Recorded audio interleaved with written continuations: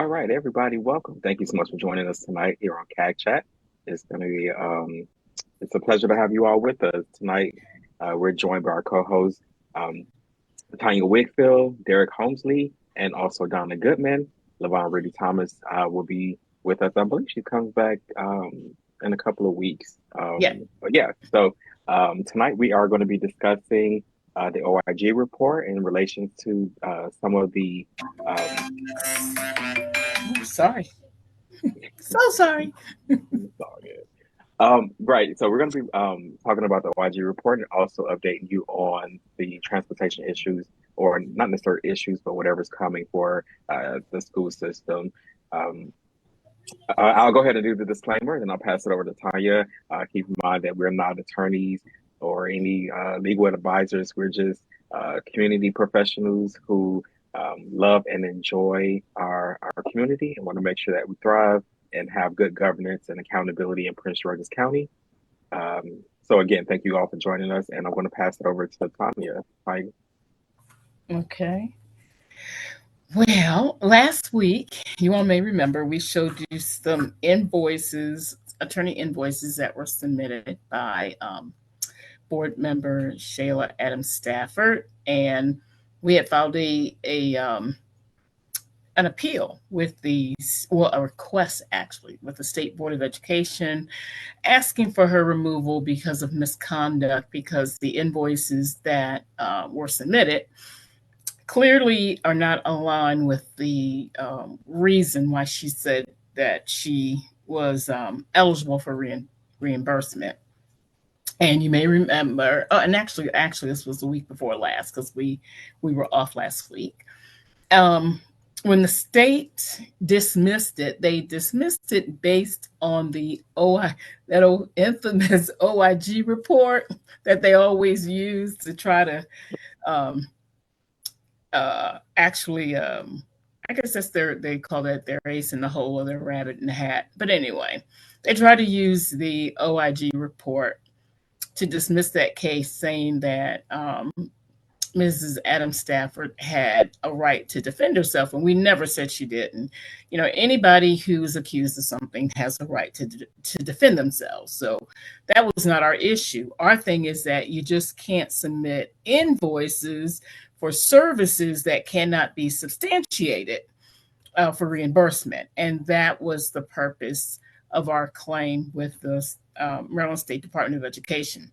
So what we wanted to do was shed some light on this OIG report so that citizens will understand that we need to start holding the State Board of Education accountable every time they try to use this report to protect members of this progressive bloc that was something that they just rigged up and created back in August of 2022.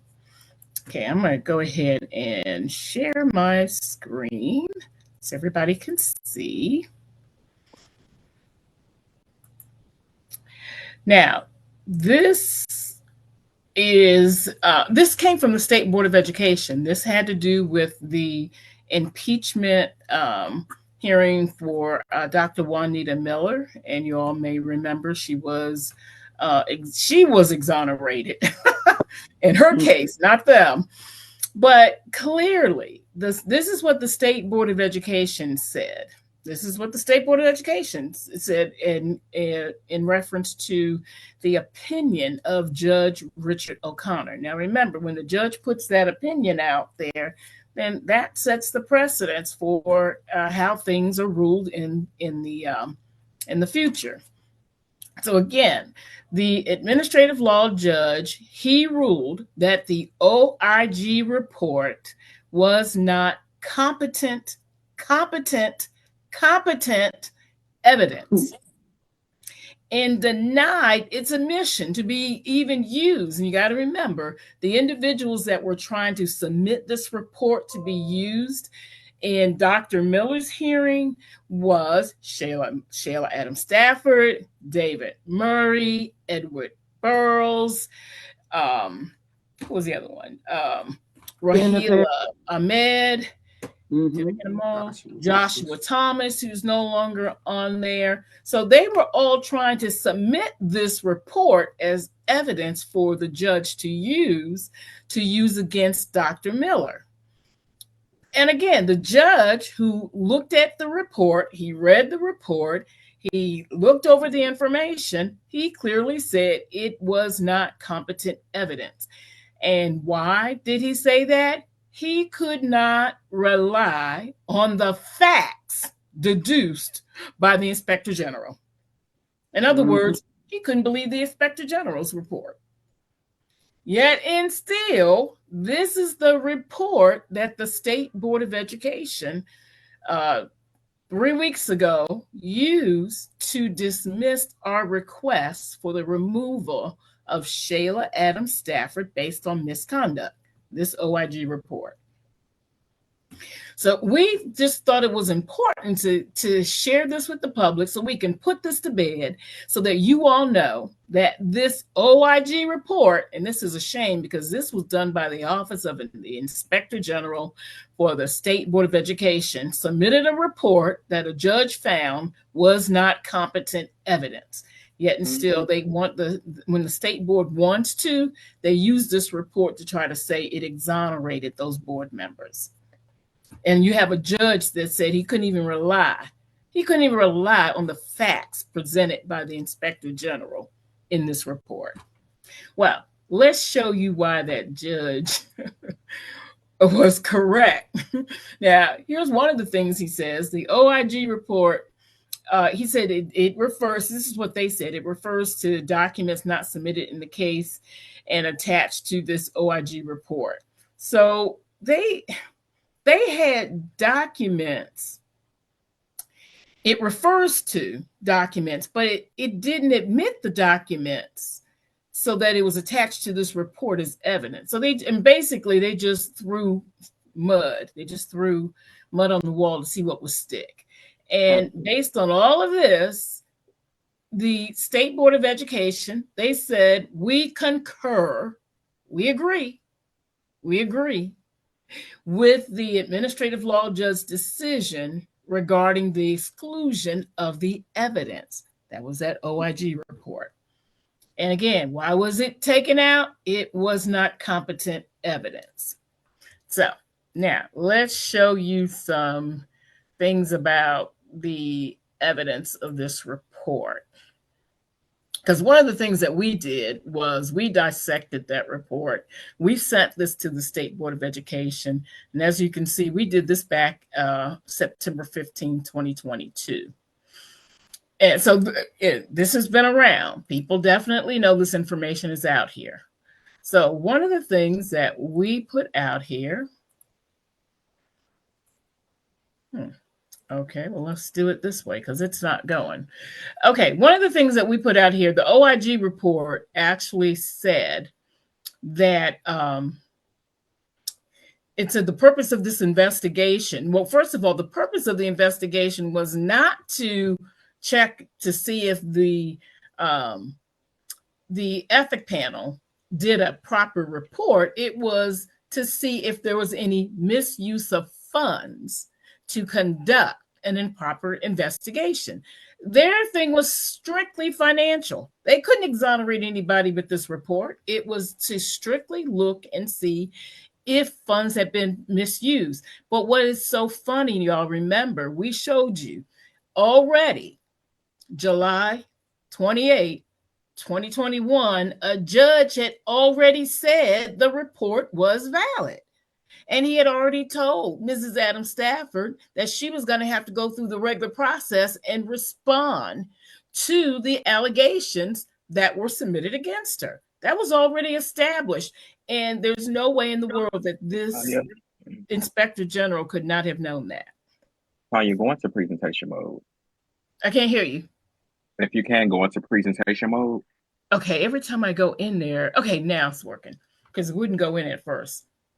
So the report was to look at whether funds had been misused. But again, this report was done in August 2020. August 2021 is when this report was done. But remember, already in July, I'm sorry, it was in August of 2022, but already in July of 2021, it was already said that what they did was valid. Now, the OIG report, just like what we said, the judge found it omitted reports that they definitely had access to, because we know, because we submitted that stuff to the State Board of Education earlier, and even the judge saw that it was had been omitted.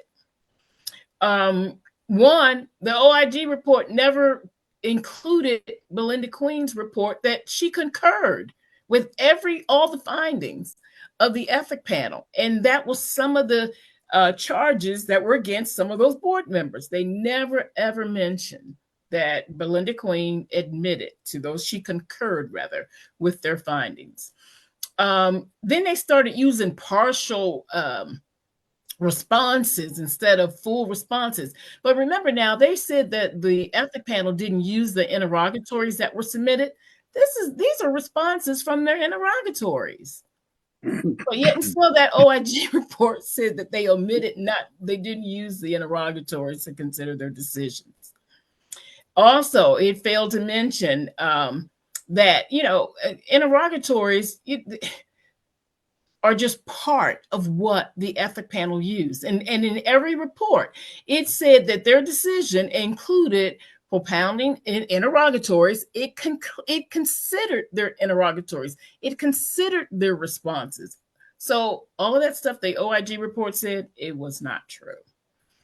Also, here are some examples. It said that LIUNA, one, there was no contract with LIUNA. That was when the board members voted and didn't express who they were voting to extend a contract. They said they never said LIUNA, but here's the contract that they signed. It is LIUNA. That's the contract they extended. So they were wrong on that. They failed to include pages 14 of the blueprint that we included, so we can see. And this had been submitted, that specifically says the work that LIUNA was doing. So again, these are some of the reports, that were missing, which is why the judge said, I just can't rely on this. But here's the information. We had those reports. Here's another thing where they did something that was kind of misleading. So the OIG was actually, and actually I need this to stop rolling, so I may have to roll this back. Okay, there we go. So here, the OIG's assertion is misleading because they're considering, they're not considering this board policy.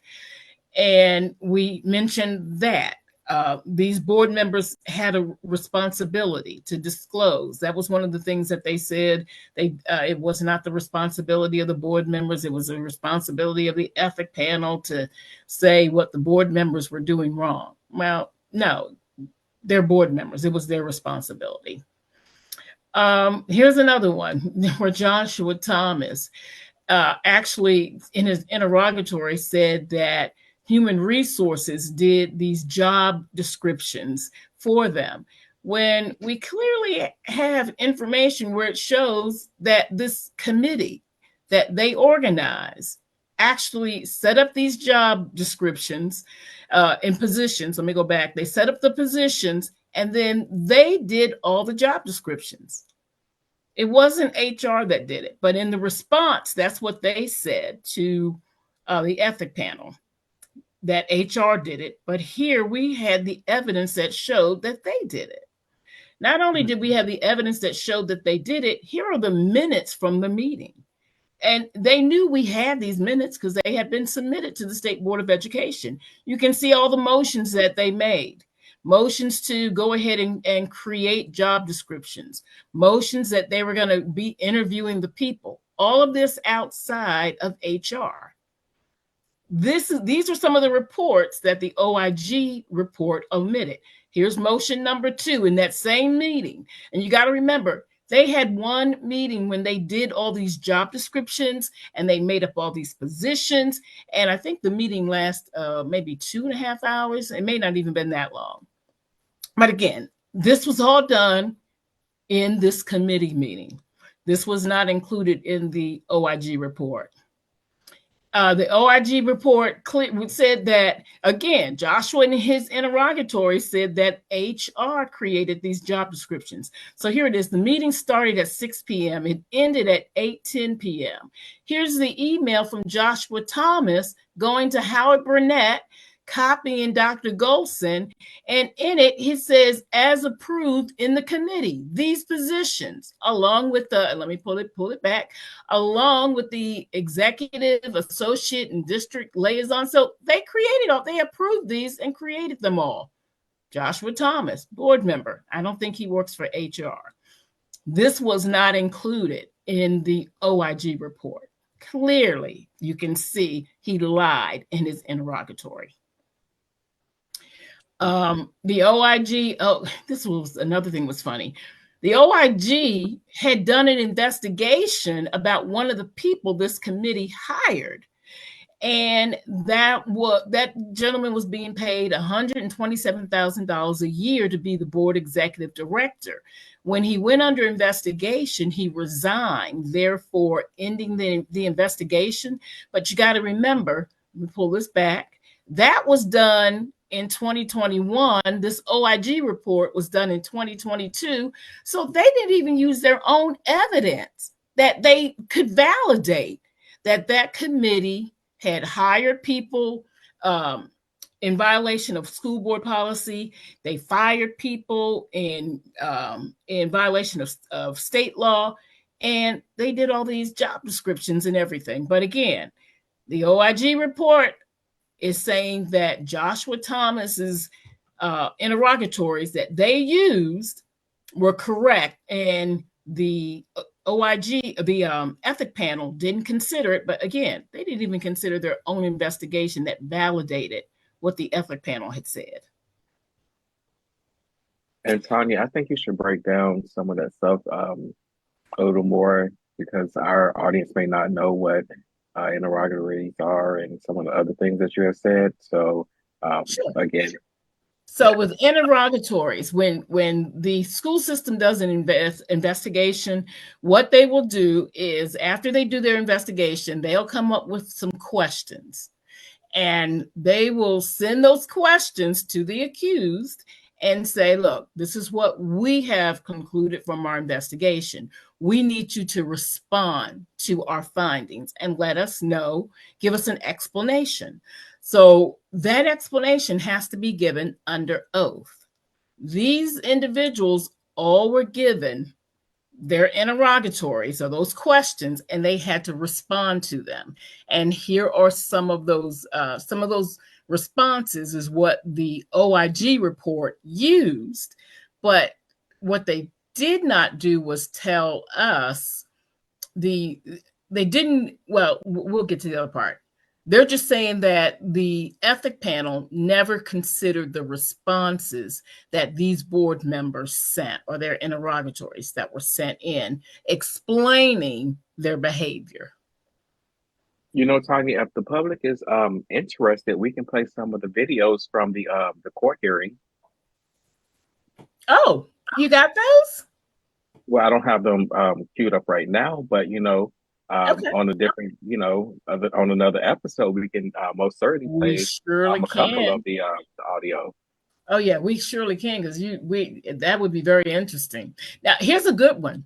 So the OIG report failed to mention that the lobbyist contract for Miss Jenkins, she was the actual lobbyist, even though the contract was in the name of Mr. Williams. And so it was inconsistent with Mr. Burrell's response about this contract. You can see where he says, I cannot provide a complete list of precise lobbying services provided by Mr. Williams. Mr. Williams didn't do it. It was Ms. Jenkins that was doing it under his organization agreement, because the services were provided directly to numerous board members. He knew that Mr. Williams was just the front man on this. They were just using his company to actually establish the contract, but Ms. Jenkins was the actual lobbyist. So, I mean, clearly he knew he was lying here. And the ethic panel and the OIG had the report because, again, we had already submitted a request for Mr. Burrow's removal, and this contract was one of the reasons we asked for his removal, because he had violated procurement procedures and was looking to pay this individual $10,000 a month, and it had not gone through procurement. So this whole response, his response was a lie, but yet and still the OIG report said this was an exonerating statement that Mr. Burrows made that the ethic panel refused to listen to. So here is the evidence. First of all, you can see that the compensation was going to be $10,000 a month, which meant it was going to be over $25,000 for this contract. He said that was not the case. It was supposed to be associated with doing lobbying work for the school system. The school system really has their own lobbyists, so this was just going to be for the board. And the other thing, again, Mr. Williams' company was the go-through company. He at this time was a council member with the city of Glen Arden, which was another conflict of interest. He was a council person, and it was going through his company. And at that time, we do have that evidence. I don't have it in this presentation, but if you looked at his company on the website, the company was advertising cleaning products, nothing about lobbying. But anyway, the OIG report had all that. So they claim that they substantiated all of this information looking at these interrogatories that that the ethic panel did not submit. But as you can see, we showed evidence that what they put in this report was misleading. Let's go back here. It was misleading because the ethics, under the ethics and code of conduct section of the board handbook, page 8, the board may, by majority vote, censure or reprimand any member if the member or culpable fails to perform their duties of the office. So I remember they were mentioning something in the report talking about that was outside the realm of what the school board can do, but you can see they can. But none of that was included in the report. None of the authority that the board does have was included in the report, or that the ethic panel has was included in the report. If you were to read Board Policy 0107, it clearly tells you the authority of the ethic panel and what they can do. None of that was included in the OIG's report. It was misleading because it omitted details on the process for obtaining a sworn statement, which happens to be before the ethic panel. And the ethic panel did what they were supposed to do. And this had to do with the fact that they tried to say that a nonprofit was actually encouraged by Dr. Miller to submit complaints. And my email address uses my nonprofit, and I know that that's who they were talking about. And we know that because before this report came out, Larry Stafford was running around telling everybody to distance themselves from me because something was getting ready to come down from the state. So that's how I know that was directed at me. I was never interviewed by the OIG office. They never asked me any questions at all. So I followed the process. I submitted a complaint on the hotline. My complaint was signed. I said I did not have to be anonymous. And in that report, they tried to say there were anonymous complaints filed. Nope, I was not anonymous. I let everybody know my name. Everybody who knows me know I am not going to say something and not admit it. Another thing, it fails to break down the steps that must be completed before a sworn statement is actually accepted by internal audit. And the process is they send you an email. You have to sign a piece of paper saying, hey, I swear under oath that this is what I know. And then you're asked, do you want to be anonymous or not? And of course, again, I said, I do not care about being anonymous. That came from Michelle Winston. She's now retired. But the OIG knew who I was. They could have called me up during this investigation. I didn't hear a peep from them. The OIG report, it failed to, it appears that it just ignored some obvious conflicts. And we're going to have this up on, I'm not going to go through all of this, but, you know, you constantly had a clique that was voting at that time, which is a violation of board policy. Those are some of the things that they just did not include. Let's see if this one. Oh, this right here, where it talked about the amount of money that it took for the investigation, that had already been argued in court by Mrs. Adam Stafford when her case was dismissed in July of 2021. So again, here's information that is out here readily available for the Inspector General to use. And he totally ignored it. Did not even try to make an effort to get the information. And you also got to remember, this report all of a sudden became important after the board, the local board, voted to have these board members removed. This is the report that came out, and remember, none of them ever sent any paperwork into the state to defend themselves. The report provided no evidence that funds were wasted. It just didn't, it provided no evidence that the funds were wasted. And we already have a judge that already ruled in the case and dismissed a case that tried to say that they did waste funds and that they used an attorney that illegally, or hired an attorney illegally to do help with the investigation. The judge dismissed all that. So they had access to all of this information at the time they generated this report. One more thing, and then we're going to ask some, talk about this a little bit more that I want to show. Let's see. Now, the ethic panel, here we go. At the beginning of every report, one of the things, this is what the ethic panel had at the beginning of each report. They made sure that everyone understood. Let's see if this is the one. Yeah. They let you know everything that they considered.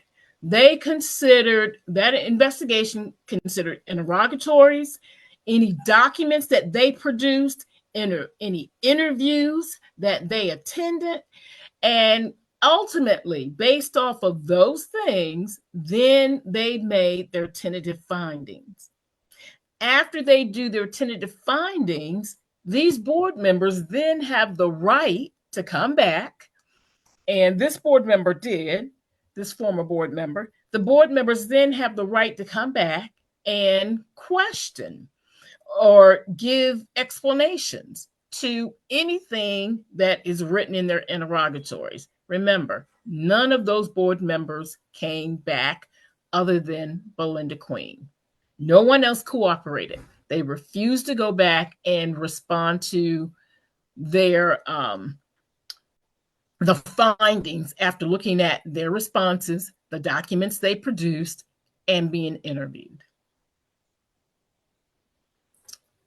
So our position, because we are filing our judicial review, we will be filing that on Friday, to challenge the dismissal of the request to remove Shayla Adams Stafford, based on the fact that there is already precedent set for this OIG report, and it is not competent evidence. It cannot be used to dismiss this case because the state board has already agreed with a judge's opinion that it is not competent evidence and that they cannot rely on the facts that the inspector general put in that report. So, based on that, we are going to be filing a judicial review to challenge the decision of the State Board of Education. Okay, Sherman, I'm done. Y'all got any questions? No, I don't have any questions about it. Um,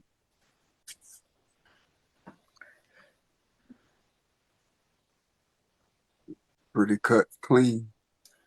all right. Did you want to update us on the transportation issues? Did we lose Donna? Probably. Yeah, some kind of way. Oh, okay. Well, Sherman, do you want me to Yeah, go ahead expand? and update on the transportation. Okay. Good afternoon, everyone. Derek Holmesley. Um, I I've been giving you updates on the last few podcasts that we've been doing on transportation, the state of transportation as we move into the next school year.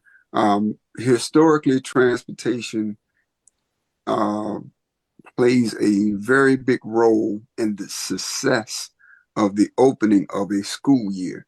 There are things that I've explained to you before that have to occur and be in place for that to happen. My professional opinion, based upon information that I am seeing and receiving, is that the new system synergy and the routing system from transportation called TransFinder in Tanya Wingfield's IT terms is not handshaking. And I always say that they're not talking to each other. And to complicate the situation, Oracle is the third system that these two systems have to intertwine and talk to so that the school bus drivers and the school bus attendants can be paid properly. Last week, I believe they had what is called their bid days or their pick day, and that's where the drivers and the aides pick their assignments for the school years. And that was somewhat done virtually and somewhat done in person, which I have no idea of how they were able to accomplish that because the bus drivers and the bus attendants work under the union local 2250, and there's certain guidelines that have to be uh, followed when people are picking their routes for the school year. And their routes have hours attributed to that route for which they're going to be paid. And those things are supposed to be bidded upon by those employees by seniority. So I have no idea how you can keep up with people's proper seniority date when you got half bidding virtually and the other half actually coming into the bus lot bidding in person. I've never seen anything done like that in the history of any Well, can transportation I ask, system. is the bidding, it's not electronic or? Well, I don't know what it is now. Oh, okay. Historically it was done in person because there are things that we have to uh supervise, like a person's seniority date, whether a driver is currently able to bid because their Oh, CDL license and their DOT medical card is current. You can't check all of that virtually. I mean, I guess you can put it into the yeah, you can have a system. database. Yeah, Yeah, you can have I'm a just thinking database, if, but yeah, if we don't have a database that has that done electronically, so it's more efficient, and we're still doing paper. Woo. yeah. Okay.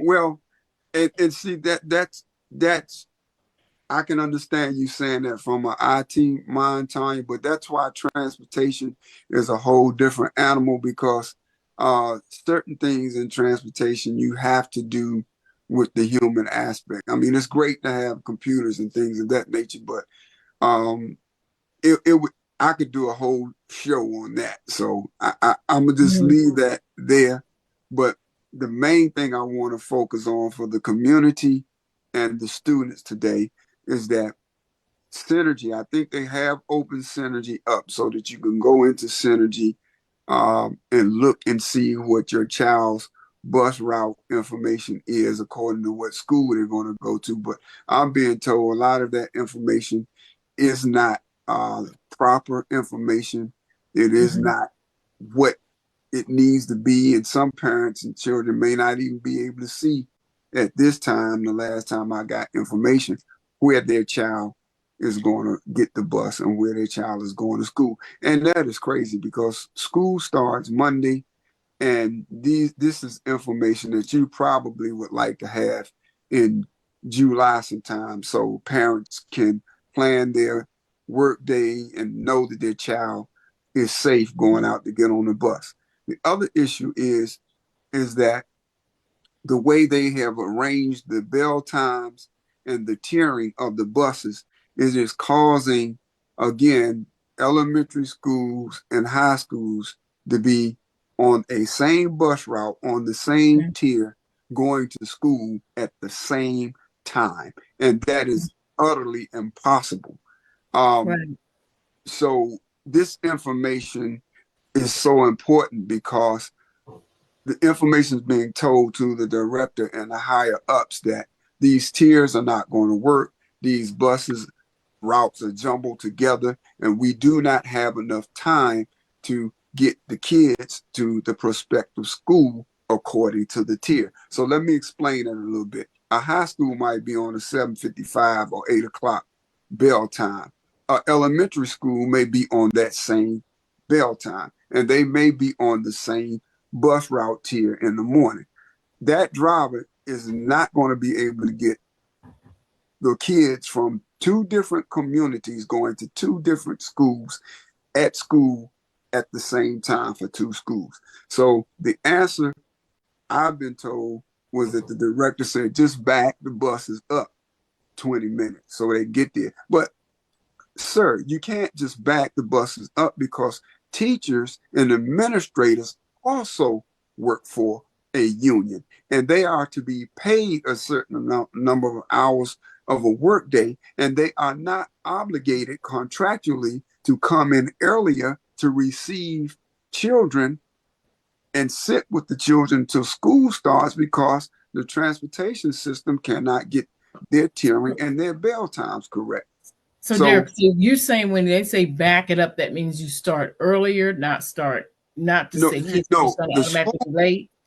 no, when I say back it up 20 minutes, he's telling his bus drivers and his foreman at his bus lot to back the route up and get the route into the school 20 minutes earlier than they're supposed to, which you Oh, cannot do because okay. he cannot make the decision Because somebody has to over. receive kids there. Yeah, right. But he cannot make that decision to do that without the union of the teachers and the administrators who would have to start their day 20 Right. minutes earlier because the department can't get the kids to school on the proper tiering and bell times. Right. So this information has been disseminated to him and his staff by the routers and the foremans all summer. And because he is a computer guy, he keeps saying that the numbers and the data in the computer is adding up, but it's not adding up in real time. And I hate to put it out there like that, but I have to be honest and truthful so people understand what they get ready to experience come Monday. So when they did the dry runs and things, and the drivers reported back to the bus lots and to the routers that these routes are on top of each other, these tiers are on top of each other. There's no way that I can be in two places at one time. That was the answer, to back it up and get to school earlier, but that's not a decision that can be made without the principal and the union of the administrators that work for that principal of the school. If you follow me, if you understand what I'm saying. The other issue is that because of the failure of transportation management to fix some of the routes and and right some of the wrongs in the department. They were down 250 drivers at the end of last school year.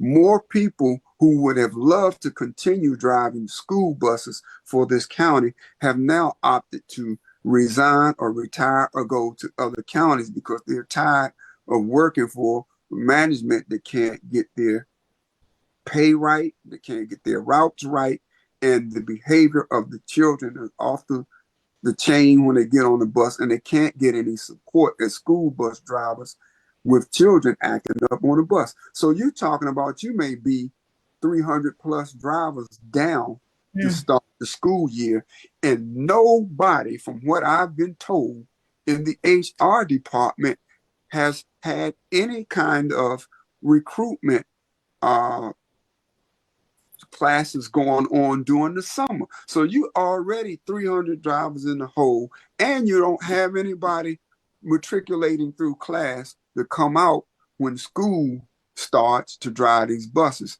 And everybody learns CDL driver material and learns how to physically drive a bus at a different rate than another person. So you can't say that I'm going to have a bus driver's class and everybody's going to graduate out that class in 2 weeks, because everybody learns on a different curve. So this, what I'm seeing from my, right.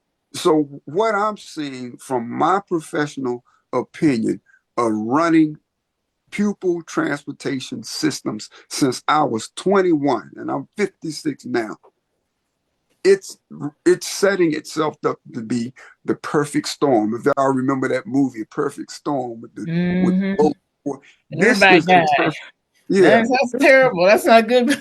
yeah. Everybody was This is lost. the perfect storm, and this is down your alley, Donna. I found out the TransFinder, the routing system, has no experience whatsoever in a routing system as large as Prince George's County. They have always been hired to work in way smaller counties than Prince George's County. And again, the management was told this. I believe the current director, Mr. Keeble Baldwin, had some kind of stakehold in TransFinder from where he was coming from, and he encouraged them to use TransFinder here. No, again, no disrespect to Mr. Keeble, but the county that he came from was a lot smaller than what Prince George's County is. And Prince George's County should be using a routing system similar to what Miami-Dade in Florida uses, New York City, and Montgomery County in Maryland. Places like this who have over 1,500 routes on the road. You don't use a system like that. And Donna, we probably can recheck this, but I understand that TransFinder was procured without going through procurement, the Department of Purchasing. It was not bidded on. It was not competed for. It was an under-table deal. And I can understand that and believe that. If Mark Dresser is still there in transportation, yes, I'm calling it out, because one of the things I found when I was in procurement, I did not work transportation. I worked transportation only because Ken, which was my coworker, father passed, and he was not there. But I learned so much in that short period of time. And if Dresser and his sidekick are still there, I can't think his name, Dave, they're still there, then they make decisions based on something totally out of purchasing. And I went down and talked to the transportation people when we were running that bid before. And I was told by the transportation, routing, and scheduling people that they were told who to select. And that they were told to rank certain people high. And they were instructed that that's what they needed to do. And then I was a disruptor and canceled that bid because it didn't make sense when you got somebody saying we do that. That's all they said. Right. We do that. I mean, literally, pull the bid. They said we do that. They should have never made it out of the first round. Wow. But because they were told that,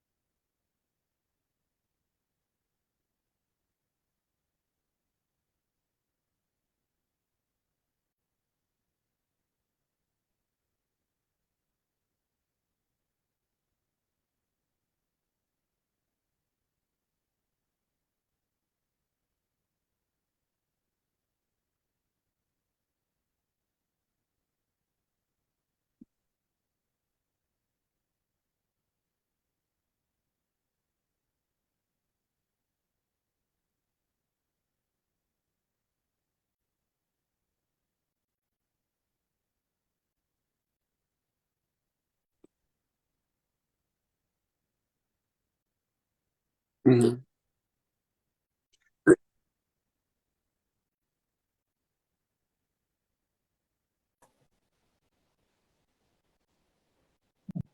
No.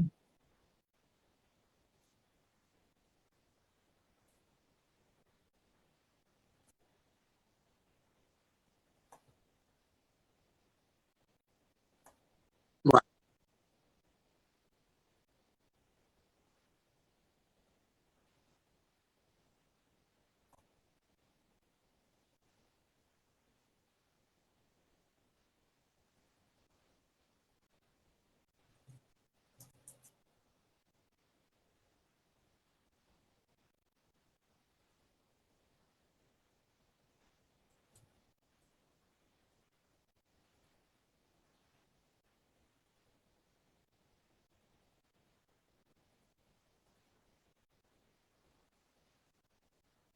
Yeah.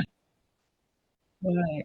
this has been going on for a long time, because even before I was at the school system and we used to get the budget and we would look at the budget and see all the duplication and see, and you, if you pull certain contracts in certain areas, transportation used to be an issue because they would have people who've been there for 500 years, but they did not seem to be getting the job done. Right. Trapeze was there for how long, Derek? And Trapeze, 1998 up until the time I left. Yeah, yeah. so In to 2011. 2011. And Trapeze was a routing and scheduling company that said, we do it. I did not allow them to move forward. I stated, But you know what? I would not let them go to round 2 because they didn't answer it. But Yeah, but you know what, it gets Donna? to Sherman point. It gets to Sherman's point.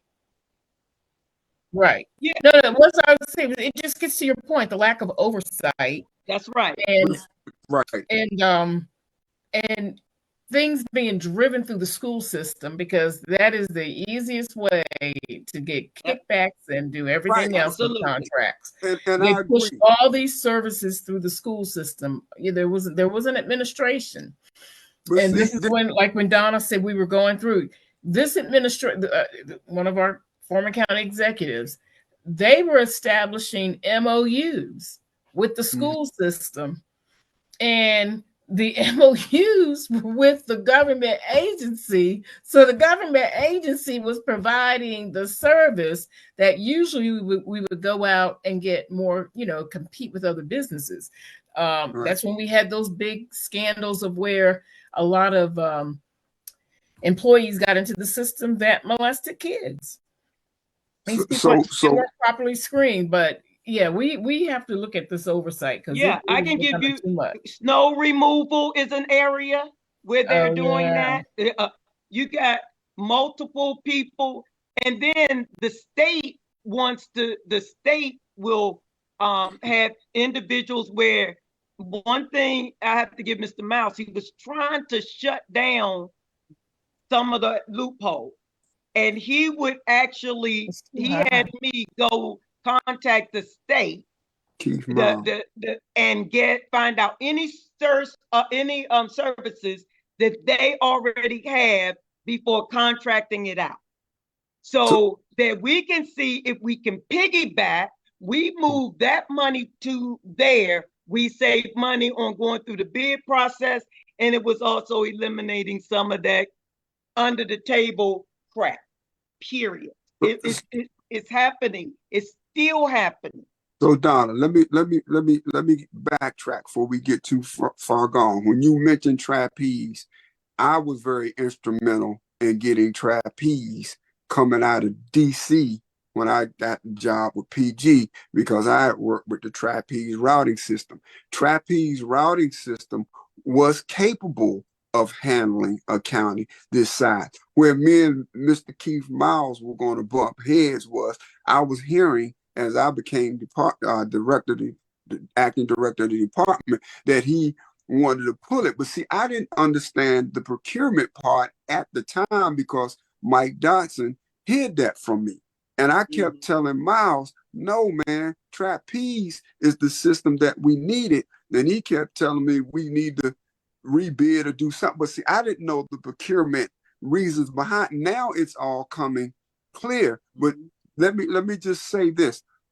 When Kiba Baldwin was in transportation as a supervisor, he introduced transponder routing system then, because that's what they use in a lesser county where he came from, which only had like 500 and something buses as opposed to our over about 1,500. So it does not fit what Prince George's counties has to handle on a daily basis. And the issue with that is that procuring that and not procuring that through the Department of Purchasing, it allows the people who know what they're talking about that are in the room when it's going through the purchasing process to ask the pertinent questions of the routing system according to the size of your county. Can you handle what we do? Can you handle the fact that we covering all of this mileage every day? Nobody. Let me just finish this one point. Nobody was in a procurement meeting to have those questions asked of this company, so they're not about to start school now and being told by the system that the routing system, we can't do that. But Derek, that doesn't matter if the goal behind what they're using the school for is to run contracts through the school to get kickbacks. I don't care who's in the room. So the issue is we need, and one of the things that House did, but apparently I guess it's still not resolving the issues. He came in and updated the procurement manual. But if we don't start having some true one oversight in place, and then some type of punitive repercussions when you violate, because I think people don't care, because so what? How many times have we reported? Before we get too far, I just want to I have to say this because my audio was off when I did say it earlier. When Tanya mentioned what I said about oversight, I mentioned that there in most audit reports that we find, that is the common theme in it. Yes. There is no oversight with the funds, how the contracts are being administrated. When I mentioned how it isn't just a problem going on in the school system or in other departments, but in DPWT, as I explained to you all a couple of weeks ago, there were many findings in that. When with regards to how we overspent or how the contracts weren't recompeted to make sure that Prince George's County was getting the best, terms possible. Bang for a buck. When you look at that, there's a common theme in our county with mismanagement of funds and coupled with oversight, because you have MOUs and other forms of funds that are going out, and we're overpaying for things. We're not recouping the funds as we should. So and if you look at it, there isn't oversight when it comes to departments, but there isn't oversight when it comes to the nonprofits, and the amount of money that we spend out there. And this is the problem because I can't overstate enough that we're in a deficit, and but we have to be fiscally responsible. That includes how we manage our funds. I want to break something down clear for y'all. Let me just say this right quick. I want to break something down very clear. And I do not know procurement like you do, Donna, but if you're a CEO, if you're a director of departments, and the object is to make sure these departments are functioning at a level where our community and our children can get the best education, then when you're procuring these contractors, you're supposed to make sure that these contractors can do the job and they can perform. Yeah, that's right. But that's when you're doing it right, though, Derek. That's right. But getting to what Sherman is saying, I understand what you're saying, and you have some people who have done it. That's what Donna was doing. That's why Donna's not working for the system today, because she was doing that because the ulterior motive is to continue to get what you can out of the system. But this is why the services is dying. And I hate to bring this in, but this is a great time to bring in this analogy. It's just like the young brother we've been talking about earlier, Trayon White over in DC. The contract evidently wasn't going to go where it was supposed to be, or they wasn't bidding it. He was being paid to keep the contractor who had it in there. But the question should have been, is the contractor that's in there now for the time period that they had the contract, did they get the job done for the city? Derek, you're missing the point. It doesn't matter. No, I got you. I'm just making my point. We can ask that question all day long. But there are more factors when it comes to, did they get the job done? Did they get the job done properly? Did they get the job done within a timely fashion? Right. Did they go over budget? But you know what? None of that matters, because but it should matter, Tanya. I agree, but without the oversight, like what Sherman is talking about, without the one oversight and then consequences when things are violated, people are going to continue to use the system. If Edward Burroughs never said anything true out of his mouth, it was this one thing: the system is used as a cash cow. Let me ask you this: the system is used as a cash cow. It doesn't matter about what questions are asked. It doesn't matter about if the vendor can do the job. What matters is what kickbacks can be done. This is where I'm gonna respectfully push back on that conversation. We keep using the term oversight. Part of that oversight process is to have the people who are the professionals in that department, in that meeting when you're procuring the contractor, to ask the pertinent questions of the contractor to make sure that they can do their job. Okay, Derek, let me ask you a question. Why were you set up on your job? Because of this stuff right here. Because you asked questions. Because why was Donna set up on her job? For the same I said I ain't doing it. And we exposed the corruption. Exactly. And that is the point. I understand what you're saying. That works in the perfect world where you have honest people. We're Okay. not dealing with people that are honest and want to do the right thing by children. We're dealing with people who are looking at how they can pad their pockets. And it was so sad. You still live here in Prince George's County, living one day from broke. And so you haven't prospered any. But so I want to talk about the whole portion of when you mentioned there's no consequences. There's no consequences because the system is structured as so. When we have 1,000 different ethics departments, and none of them have any jurisdiction that overlaps or anything of such. They have a very limited budget. They have very limited staffing, and they are able to do the things necessary. And they don't have the ability to. I don't want to say prosecute, but that's for lack of better words. They don't have the ability to do anything with that information but make a referral. Well, And not with- until, wait a minute, remember, not until this new office is put in place now, the Office of Integrity, was it the Officer of Integrity Officer? Now, he has subpoena power. He has the power to make these referrals. So I'm serious, Sherman. What's happening now? Because this office has been around now for a year, and there's a lot of low-hanging fruit out there, and we keep getting embarrassed in the paper. But you know what it is. To do a report. So next year, I will be looking forward to that to see what we have been doing over the past couple of years. Yeah, but the report does not preclude this office from investigating and making referrals. But Tanya, let's go back to when we started the plight against the board, and the ethic panel basically accepted and supported the information that we showed and said, hey, this holds merit. What happened to that ethic panel? They all of a sudden disappeared, didn't want to come on the show, didn't want to speak out about their findings.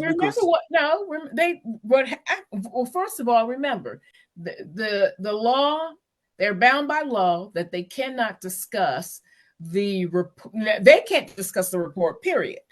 And the report doesn't become a public report until after the board adopts it. So they can't come on shows, or at least the report became public. I guess I should have said that. Well, once it became public, then it was the board that was supposed to release it to the public. But we got to remember, because we got people who was protecting the block when we did our PIA request. What did they do? They redact all the stuff out so you can't see it. And this was a public report. There was nothing in that report that was not common public information. There were no social security numbers. Everybody know District 4, who the District 4 board member is. Everybody knew who the District 8 board member was, who the District 6 board. We knew who these people were, but you're going to redact out their names. So we got to deal with that type of foolishness.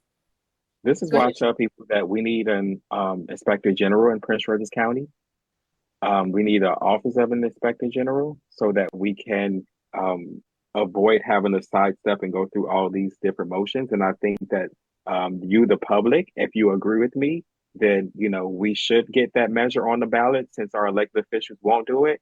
I know that I ran on that when I was running for county executive. I know that Rashawn Baker had ran on that too. And, that it failed because they were too afraid. I actually met up with somebody when I first started running for county executive. And, when I was talking about that and, they were like, oh, you're not afraid because of all the stuff that goes on. And I'm like, afraid of what and whom? But let me ask you, Sherman, now, would the inspector general have jurisdiction over the school system? Because, see, this is how they play us. Because the school system is really under the state, not under the county. I'm saying not just, when I speak, I don't just speak on the school system. I speak for the county as a whole, and all governors, so that's kind of generally what I'm talking about. And you make a good point. And also, LaVon, she did tap in through messages and says, we don't need an IG if they're corrupt. You're absolutely right. But that's why we have somebody who is outside of this circle. And I know you talk about Miami a lot, but Miami adopted and inspector general, and it was voted in, to constitutionally, and the way they set it up and how you elected that person was a very intricate process, and that's something that we, the people, can determine how we would select a person as well. But first and foremost, I want to say anybody who has held elective office in Prince George's County should not be the inspector general. I'm just going to throw that out there. Yeah. Because I mean, look at the inspector general that we have for the State Board of Education. It is obvious what this inspector general was doing. He was not doing what was in the best interest of the people of Prince George. But not just for that, we have other people in very powerful places who are shielding elected officials from their wrongdoings in our county as well. Mm-hmm. I mean, absolutely. Absolutely. We've made efforts to go up, and report the activity in that school system with specific procurement, very blatant corruption. Look, the state prosecutor don't had 3 years to investigate the stuff we don't set up. Exactly. And we haven't heard from the state prosecutor yet. Let me say this, Tanya. Let me close out before we get too far gone with this transportation thing, because I really want the community and the students to understand. I believe, from my professional opinion, this is going to be bad. You need to make sure that you are in contact with your schools that your children are going to go to. You need to find out what buses, the bus lot that your buses are coming out for your children, because you are going to have to be on the phone with somebody in person to make sure that your child has the right information and your child hasn't been dropped all over God's creation. Because I'm telling you guys, from my personal opinion, this is going to be bad. And I'm not going to talk about transportation anymore. I just felt the need to get that out to the community and to let the community to use every resource they have. Synergy, if it's up, get the phone numbers to your bus lot and transportation, or if you have to go down personally and see somebody, you got to do what you have to do. But the fix to all of this is not a quick fix, because they did not do back in April leading up to now in August what needs to be done. So they are so far behind. It's like trying to catch up in a revolving wheel that you never when can school start again? I'm sorry. Monday? School starts this Monday. So you said you're not going to talk about this no more? Well, it's a possibility that the next Wednesday. Yeah, you have a lot to talk about. Something to update us. Saying, things that may or may not come to fruition, I'm saying.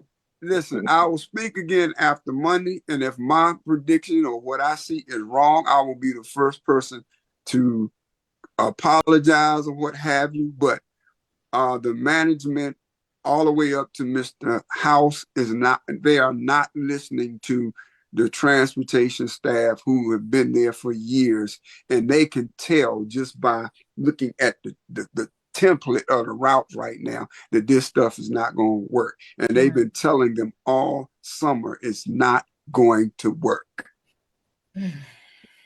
Wow. So, and couple that with $300,000 as a backup plan, parents need to get a buddy system together for at least the first couple weeks. You're going to have to have I'm going to say for a couple of months. I'm going to have to go get me a license and drive the children to school, get me a bus service. Maybe I should clean my car and get me some coins. That was my mom's, her first business. She drove. She created a bus service, and then she opened a daycare. So I'm gonna go ahead and I might follow, because it's a problem with both of those in Prince George's County. So we'll see. I know. They're gonna try to make them take the bus. That's what they're gonna do. Offer them tokens to go get on the bus. I want to say this again. I don't think we hit this in the disclaimer tonight. I am disgruntled with how I was treated. I'm not going to lie. Yeah, I'm disgruntled in terms of that. But my love and my passion for transportation and for the organization that I know ran a lot better than what is running under my supervision, it hurts me to see what is about to happen to the public. So any of you out there powers that be that want to say, oh, Derek Holmesley is disgruntled. Derek Holmesley is disgruntled with how you treated me, yes, but Derek Holmesley cares about what you get ready to do to this community, and you're not listening to the people who have the professional experience to make it better. Shame on you. That's all I'm going to say. Well, Derek, we did get a comment that says they're not being transparent with these parents and they're taking it out on the school staff who have zero control over it. So I'm sorry to all the professionals who are going to have to suffer. Right. Let me just say, I truly understand and I empathize with everybody in the service who have to deal with the public, when it's something that a policy or programs that your job implemented and you have to be the face for it. That's so terrible. I'm so sorry for you all because you have to be the person that sit there and take that. And there's nothing you can do about it because, a lot of times they don't listen to, the people from the bottom. So and it's not like you all weren't out there. Yeah, because it's sad. You're beginning the school year the way you ended it. Yeah. And the sad thing is these kids, you have parents who may not be able to be there when they get on that bus and relying on either a younger sibling or something, which means, okay, if that bus doesn't come from that younger child, then the older sibling has to take responsibility for a child and misses their first day. So there's a trickle down effect that happens. If you're new to the county, in your community. So Derek, do we have one of those apps that will show you where the bus is in relation to, to pick up the kids? Because I know some schools just have that. Do we have anything similar? Well, that's what I'm understanding. Synergy was supposed to replace with School Max, and then I believe, and I'm not sure, but I believe with TransFinder, they can go in and supposedly look at what routes and stuff their children are supposed to have. But I forgot about this one piece, Sherman. There are special education centers and non-public centers and schools that have to fit into this tier. And they're not fitting into this tier. Wow. So yes. Yep. So when you say fitting into the tier, you mean for the slots? When you say fitting into the tier. When I say it doesn't fit into the bus route so that you can not be at two schools at the same time. That's the best way I can put it. That's impossible, I think, at this point. And you have to understand special education that is mandated by the federal law and things of that. If they start not being able to get these special needs children, and I don't mean to say it like that, if you can't get these children to these special centers who have special needs and these non-public students who have behavioral issues and things of that nature, you're looking at lawsuits, and people have been telling them that these are we really? Because I sued the school system when they didn't take my son to his private school. Right. I certainly did. I'm wondering, does that jeopardize, I don't know, but does that jeopardize any of our grant money under Title I since we get funded? And that's the point I was going to bring up because it hasn't been impacting a lot of our things so far, as because when you look at, as we had a lead jury on our show to talking about special education, there are a lot of lapses within the actual school system itself, not just transportation. And there has not been held accountability at this time, unless well, remember that's how we lost our head start. Yeah. Remember, I keep forgetting the name of it. Check this out. Check this out. When the government comes in and looks at you and monitors you. What is it called again? Well, say that again. You talking about when the government comes and monitors your programs? I forgot what it's called. Audit. You can be put in the correct. No, not an audit. Not an audit. I'm saying when you could be state mandated or something. Yeah. Well, I know if we have compliancy issues, because remember, that's how we lost our Head Start grant, because we did not cure compliancy issues. So I would think anything under Title I, and we are out of compliance, that could put us in jeopardy with that.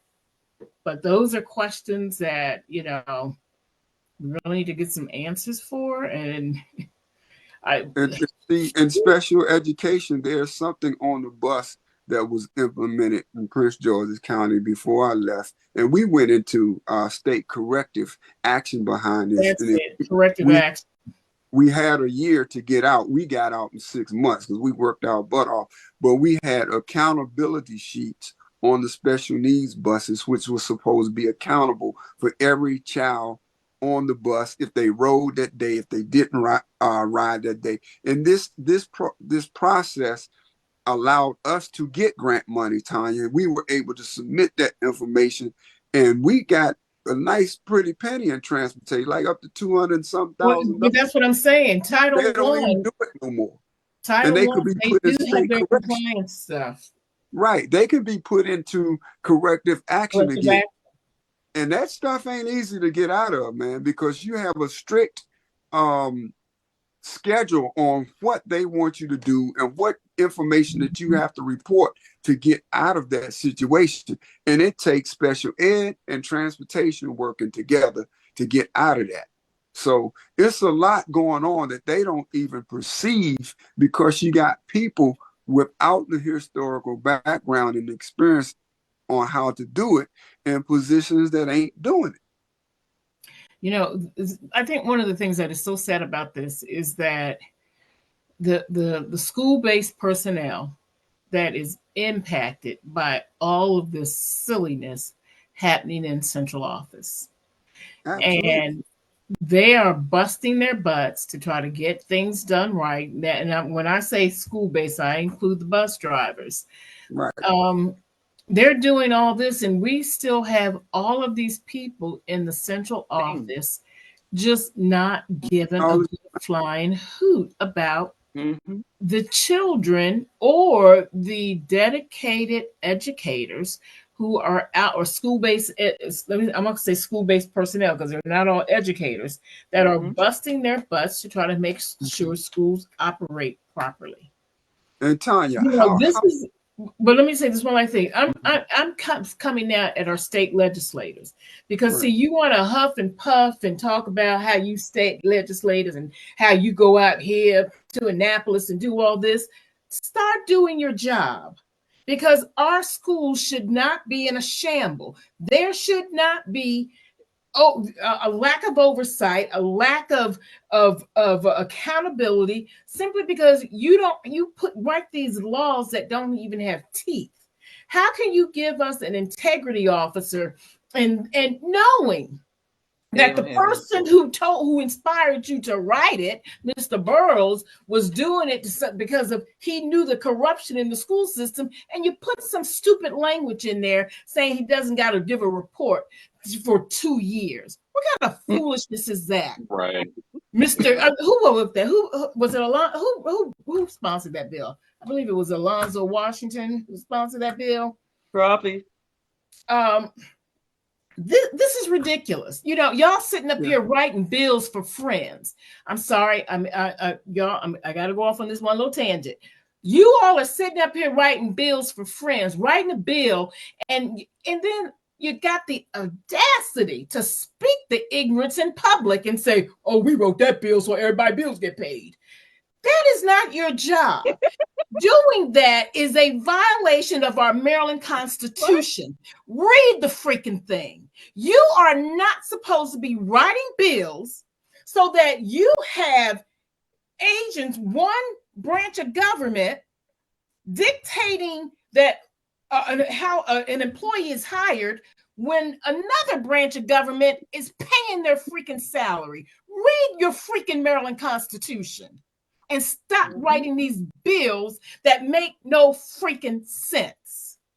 I am just okay. Go ahead before I get off. I mean, the word I was looking for was a consent decree.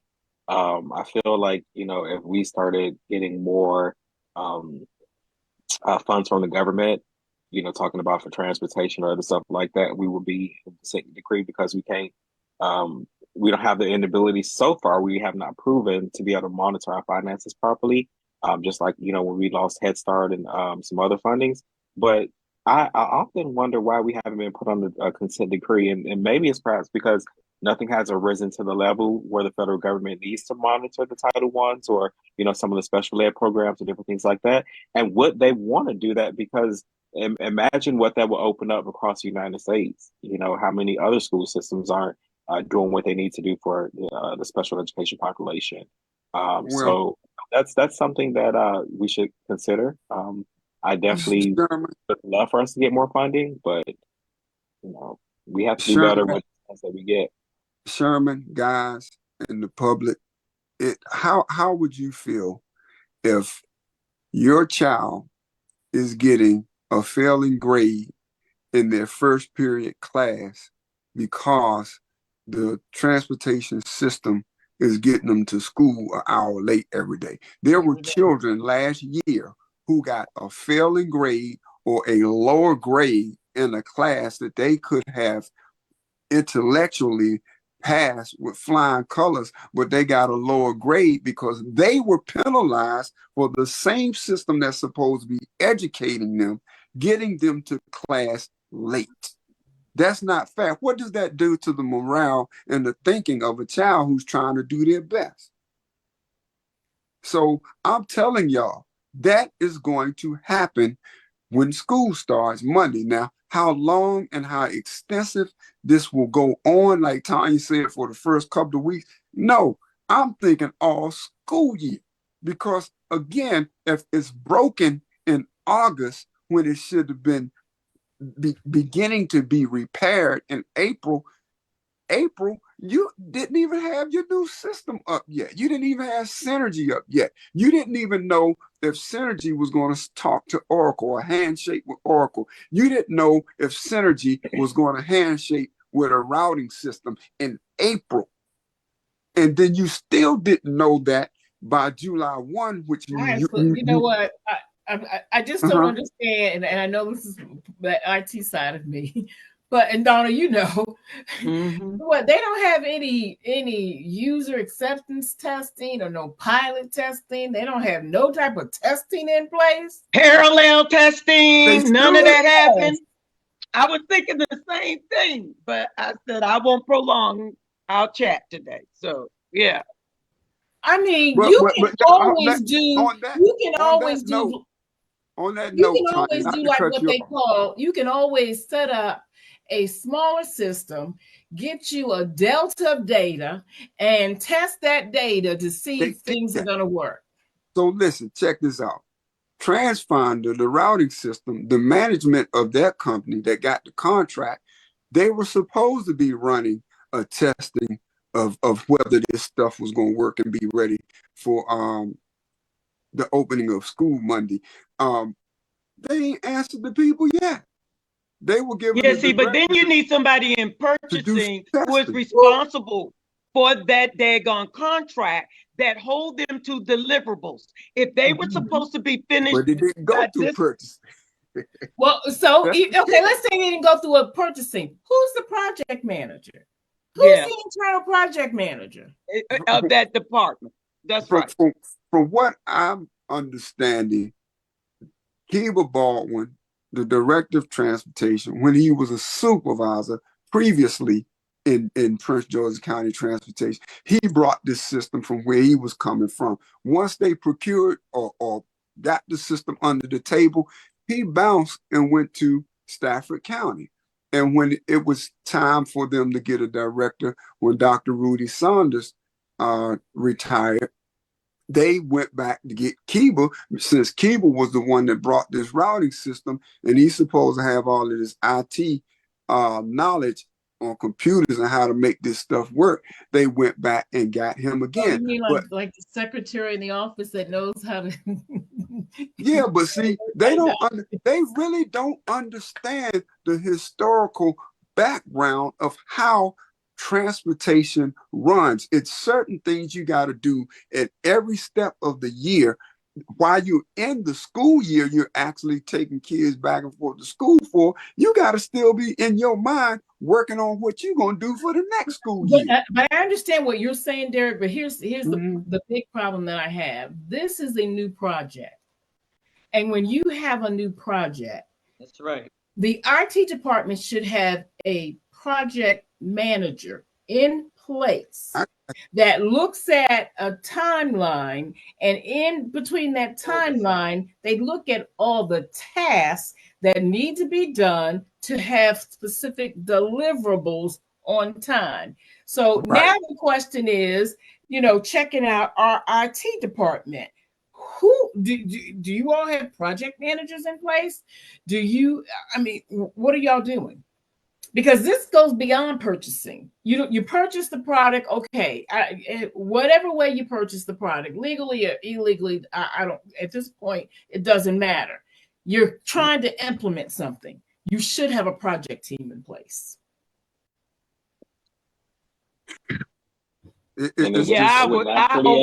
Oversaw all of my major products development and new purchases that big. I was there meeting with the project manager every month with your schedule, showing me why you missed and how. The review, well, that's another story. I'm gonna Not let only you that, go but the ahead. We're contractor done. should also be sending you their performance, you should have performance touch reports points as well.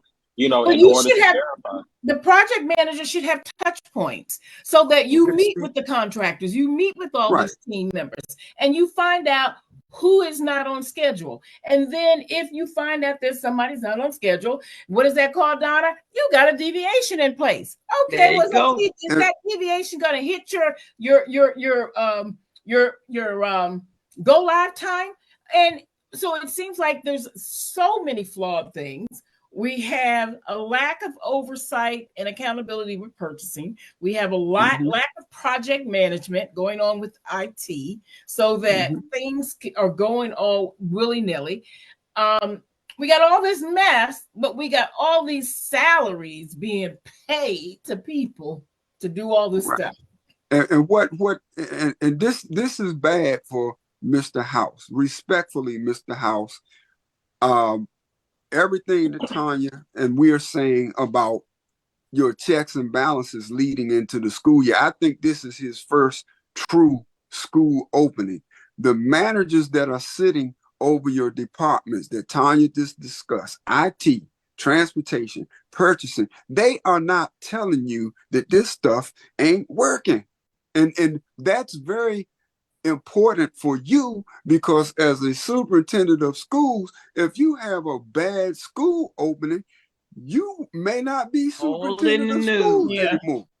Well, he needs to be looking at his first and second line managers, because you can't he can't do it all. That's why you're paying folks $250,000, $175,000, $150,000. That's why you're paying all these salaries. Why these teachers ain't making what they deserve. But anyway, that's another thing. And you're paying these salaries. There again, we get back to accountability, y'all. We're going right back to it. A lack of accountability, a lack of consequences when you don't do your job right. And so what is the incentive to do right? Right. So not only that, but I just want to say, I heard you talking about, project managers and different stuff like that. But and salaries, for the different department chairs and people like that, it baffles me, because this is why they are supposed to be commanding such a high salary. So that, we don't have these. So it should roll. And I'm in the school system, it should roll in DPWT, it should roll at, everywhere else where we have these wasteful spendings, and we can't figure out where the bleeding is from, because our community is right. They're saying that our tax dollars we pay high taxes and we don't get the services.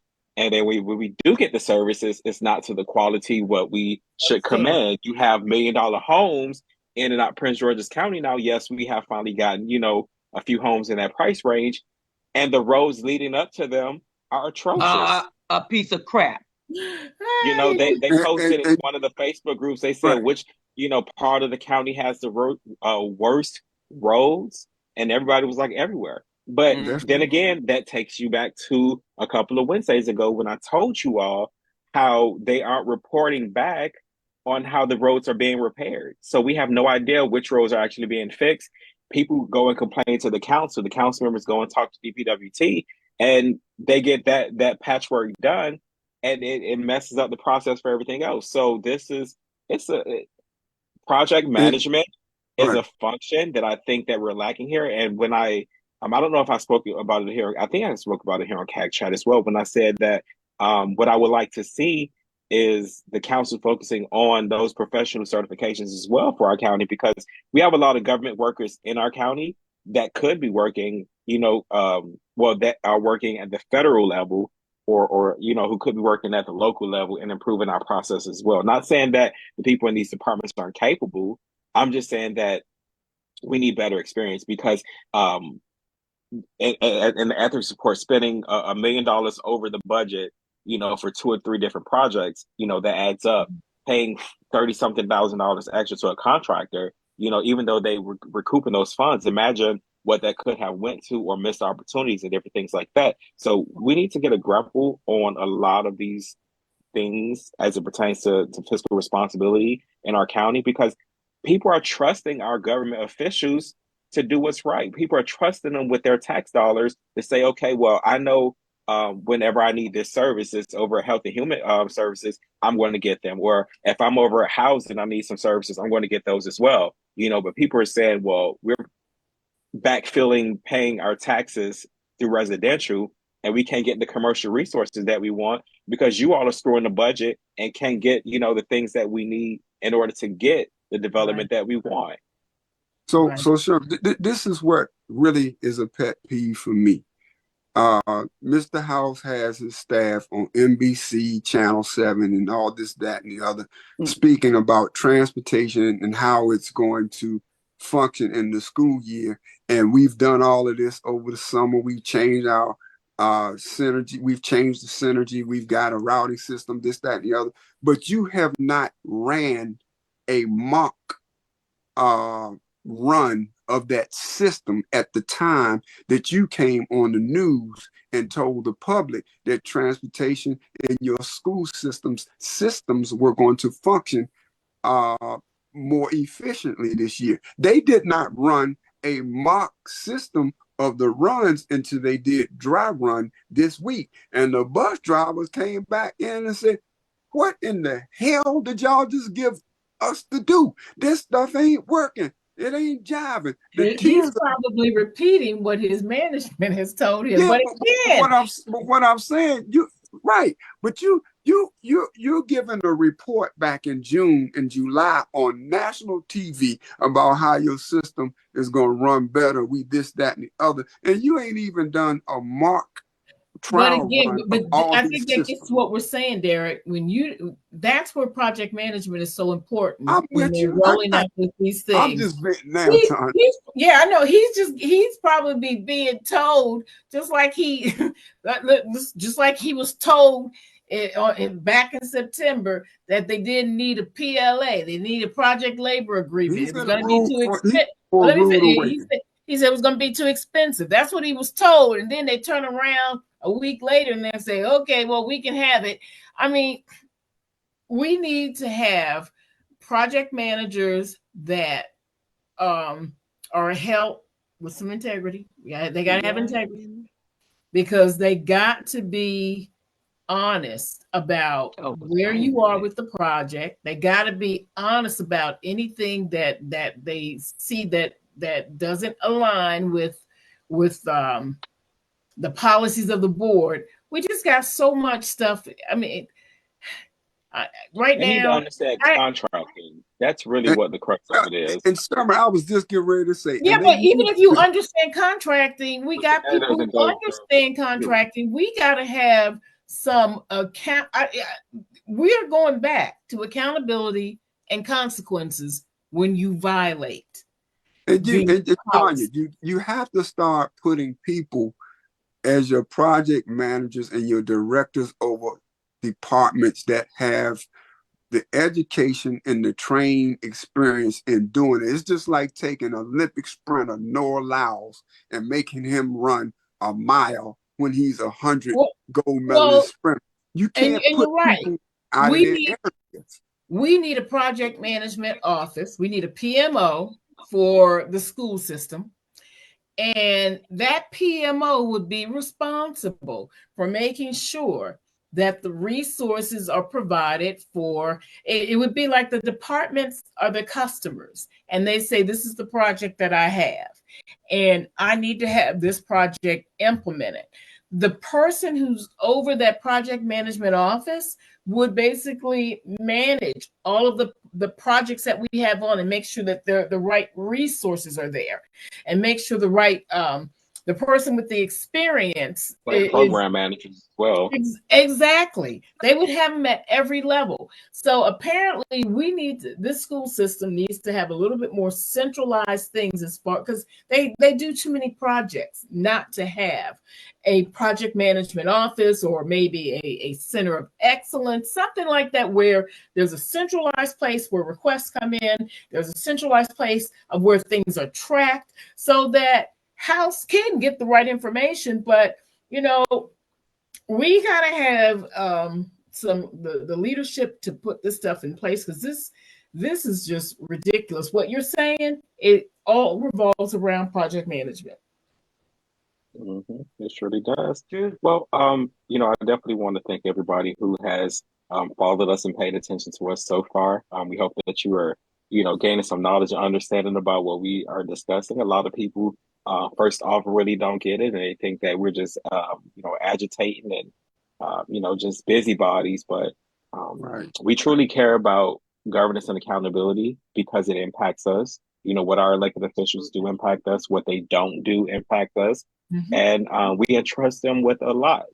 And if there's nobody watching, then, we see how problems profess, and we see how, our county deteriorates. So this is the only reason why we're on this kick. And, the only reason why we are, fighting the good fight and trying to make sure that those invoices were proper. Because we will accept if, the results of it comes back and says, well, hey, these were appropriate, we will move on, for the simple fact is, we're just trying to determine, are our officials being good stewards with our trust and our funds? Mm-hmm.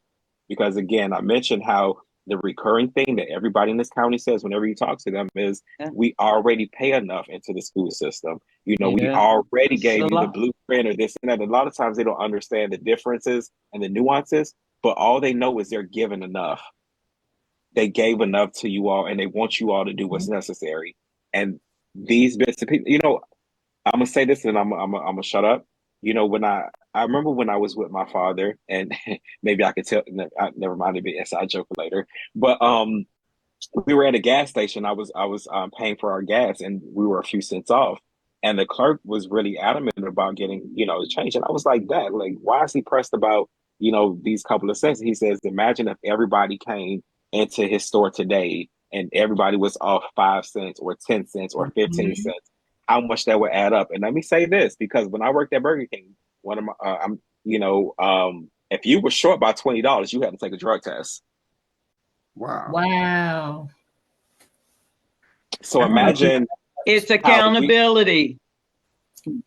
Exactly. There has to be some consequences for the accountability. And, I'm thinking about the teachers too, because every year we get an increase of money for our school system, and it ends up not trickling down to the schools where your customers are in classrooms. Most people stay at the central office. That's one of the complaints that, that's where the bulk of the funding goes. It is. When you have board members submitting invoices for $36,111.92 for services when your attorney has never filed one piece of paper, not one piece of paper in your defense, how in the world can this school board justify that? It is not justifiable at all. Now, let me just give you an update. Now, we reached out to the some people paid theirs back. I'm sorry, I just had to throw it out there. One board member, he did the right thing. He paid his back, and honestly, his was actually paid. Exactly, but his was paid really in his defense because you could see if something was submitted for him. This chick ain't got nothing submitted for her. There is not one piece of paper submitted on the behalf of Shayla Adams Stafford for her defense from July 28th, 2021. And remember, prior to that, the judge already told her that was though anything that was done back then was not done in your capacity as a board member, and you were not defending yourself as a board member because you are prosecuting the school system. A judge said that. So that is now precedent. The judge has already given the order. That is it's standing. So for the former board chair, Judy Mickens Murray, to go and pay that after the judge said it with is unwavering not integrity.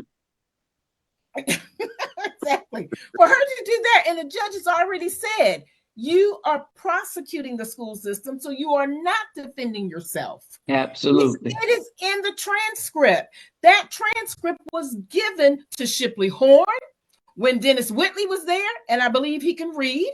It was given to Judy Mickens Murray. I believe she can read. And you still paid those invoices knowing that not one piece of paper had been submitted after that judge made that ruling in her defense. This is the type of waste that gets to people and make people say, enough. You all are, at this point, you're robbing me without a gun by taking my taxes and using it for this foolishness. But you know what? We got money to blow. You know why? You know why? I'm going to tell you. You listening? I'm listening. The most affluent African-American county. Yeah, okay. Keep saying that foolishness. That's the reason why. With the highest poverty. We're the most fluent with the highest poverty. Because we got money. We got money, baby. Give it all to us. Okay, people, it's time for us to get off. We are either all drunk on crazy. But look, we are the most affluent with the highest kids living in poverty. Tell me about that. Go ahead. Well, I just want to let you all know, again, thank you all for joining us. Next week, we will be, I forgot what we were going to discuss next week. Well, we're going to talk about, and so you all can start looking this up. In I think it was around October of 2022, when Edward Burroughs went to the county council made a change to County Bill 099. So we want y'all to study that bill, because since that change has been made, there's been a lot of money flowing to nonprofits. A lot of money flowing to nonprofits. Okay, so we'll talk about that. We'll talk about the how we can educate, get funds to educating nonprofits. We also have David Owens on with Fort Washington Forward. I know he wants to talk about some protests that they're having coming up about warehouses in Fort Washington. We'll hear their case. Did we lose Sherman? No, I'm still here. Okay. Here? Okay, yeah. So we'll talk about that. And then on the following Wednesday, I hope that you all will join us, because we'll have our correspondent on, the poster. Patrick will be here, and we'll be discussing his latest poll, the results for the presidential race, as well as he says he's going to talk to us about the Senate race and may have a prediction for us then as well. So we shall see. I hope that you're tuned in, and all will be well regardless of what comes of it. We'll keep moving forward. But lovers of accountability, again, thank you all for joining us tonight.